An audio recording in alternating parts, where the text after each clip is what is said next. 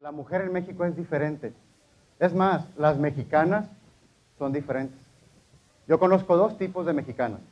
La mexicana enojona, jodona, fastidiosa, ambiciosa, posesiva y todo lo que termine en IVA.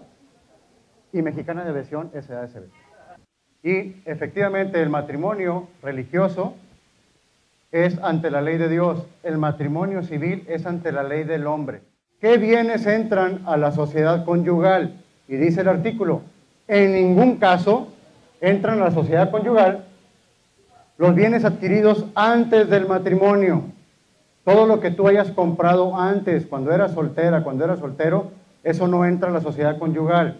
Aquí la idea es todos los bienes del difunto para después de su muerte y aquellos bienes u obligaciones que se extinguen con la muerte.